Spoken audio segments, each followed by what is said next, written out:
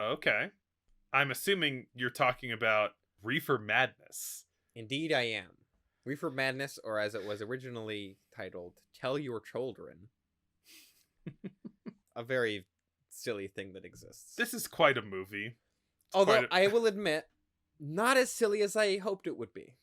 No, it's just kind of shitty. Right. That was kind of I had heard of this movie for a long time, that it is this like crazy, over exaggerated, overblown sort of like anti-marijuana movie.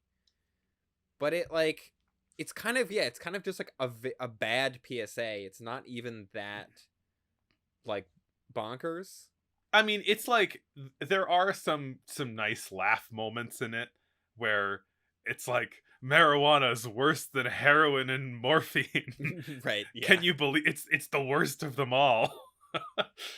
And yeah, just there's some silly laugh lines for sure. Yeah. But over the 65 or so minute runtime, I could have laughed more. I could have Right. had more Yeah. fun and been less bored. And I think a lot of I'd seen like clips and things. There's like the scene where like the woman jumps out the window, and usually that's kind of taken out of context. Like, look at what they thought, what they were like trying to sell as like, this is what marijuana makes you do. And it's like, she jumps out the window for completely separate reasons that have nothing to like. She is not stoned when she jumps out the window. But anyway, I mean, are we gonna like go through the plot of this movie? It's like a bunch of teens get like, I don't know, wooed into smoking reefer. You don't want any part of this. You don't want it. Get out of here.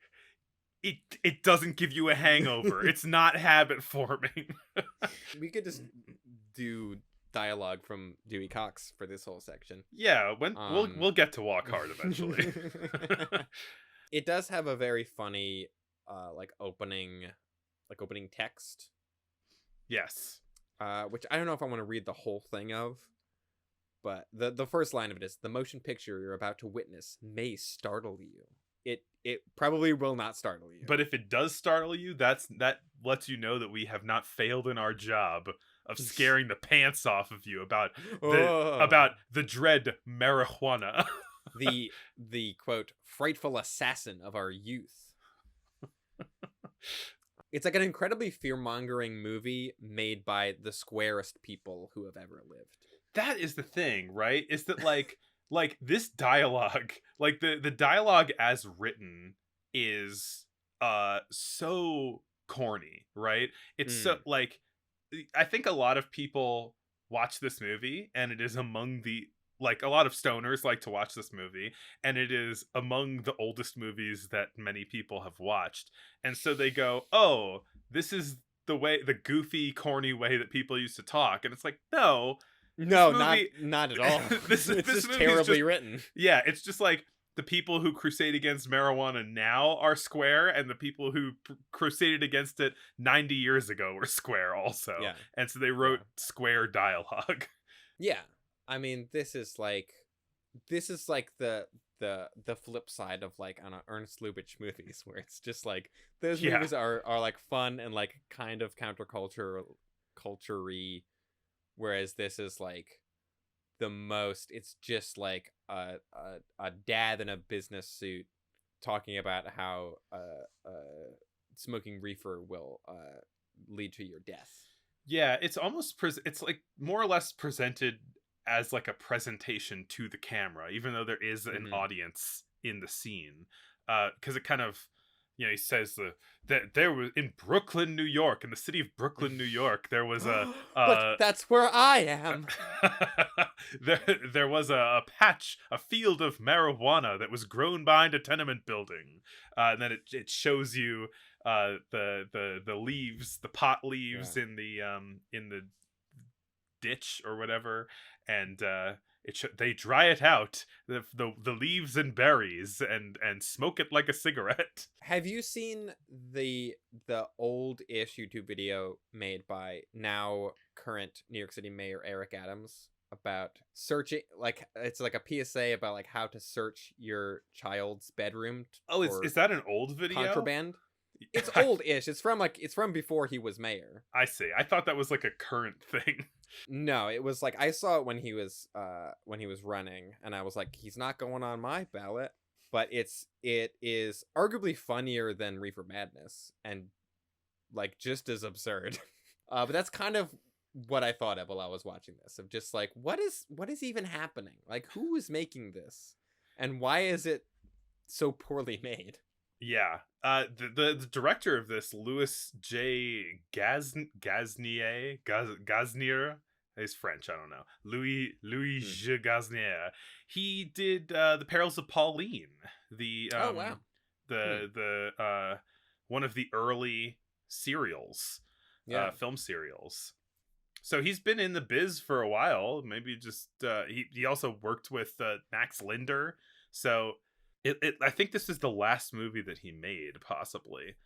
Oh, it's not quite the last, but yeah, I mean, it's definitely kind of, it's made very amateurishly, especially compared to somebody who's been in the biz for like Hmm. 20 years. Yeah. So I guess some of the backstory on this movie is that it was initially made by a like Christian group as a like a PSA against Reefer. Hmm.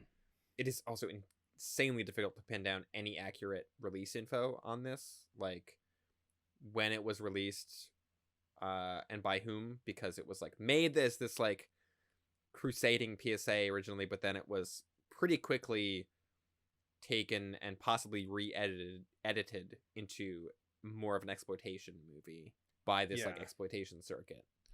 And it's a little Um, hard to tell, like, of the versions that are around, like which is which and what's right. new and what isn't.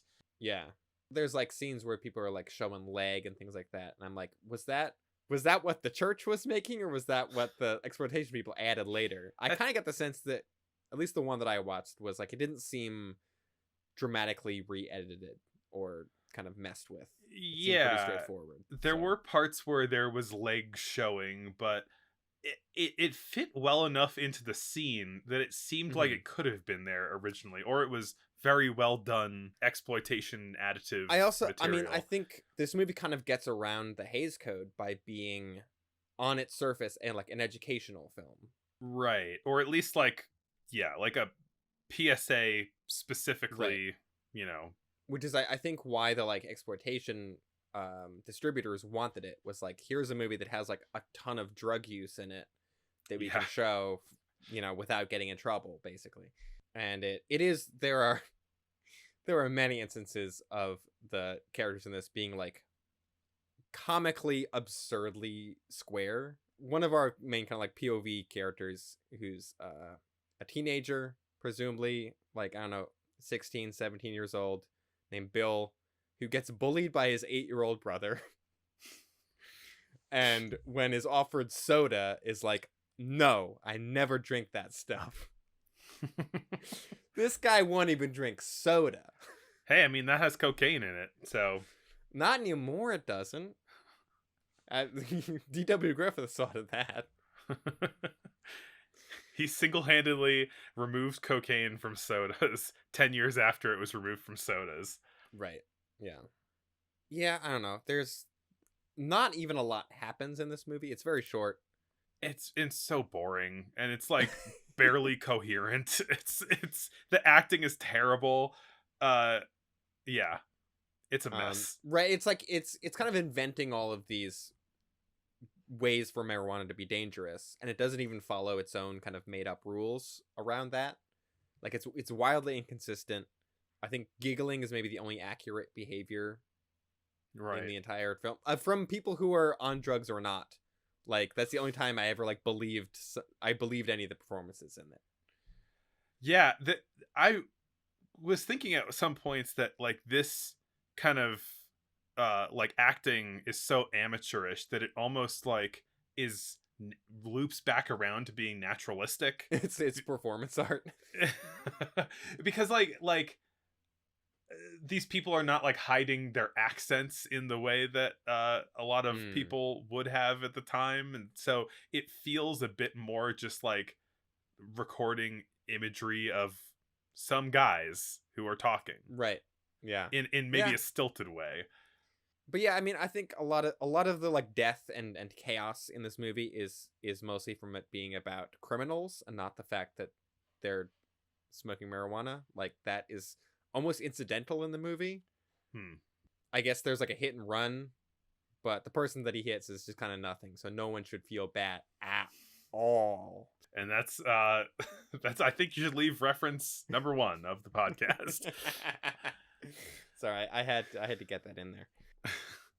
That's like the only one that is like kind of a like yeah don't operate heavy machinery. Like pretty much everything else is like completely incidental to any smoking that's happening, and so then it becomes this like very overblown melodramatic kind of crime story with a lot of death and madness.